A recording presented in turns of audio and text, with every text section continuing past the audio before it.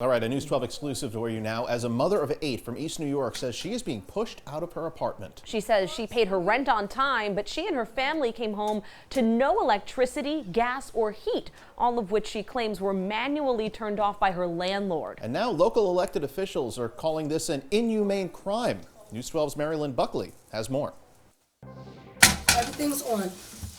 But of course, for me, no.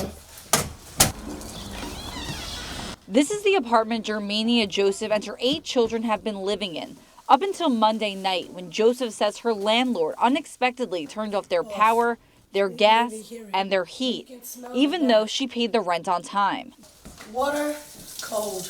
I have infants and toddlers. You wouldn't want somebody to do that to you if you was on my shoes. Why would you do that to me? Joseph and her small kids spent most of Monday night into Tuesday outside as temperatures dropped, desperately trying to figure out what to do. We was in the back of the ambulance for over 2 hours. The Department of Housing Preservation and Development, EMS, and police all showed up to help this family in distress. But the landlord was nowhere to be found, and what was found by HPD? Mold inside the apartment. About 8 officers came from 8 p.m. to 4:30 in the morning.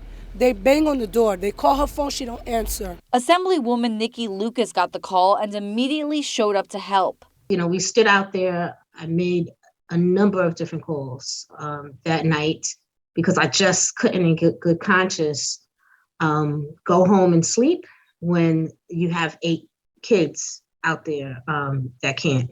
Her office in touch with multiple city agencies as well, and it turns out Joseph's story matched up. This happens to be an unscrupulous landlord.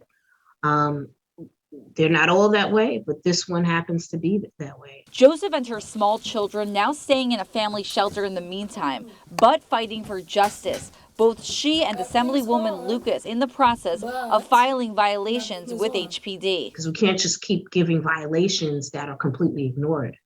Right? So we want to make sure that those violations, there is some level of enforcement attached to this. We got a hold of both HPD and the Department of Social Services. They're looking into this case and will update us as more information becomes available. In East New York, Marilyn Buckley, News 12.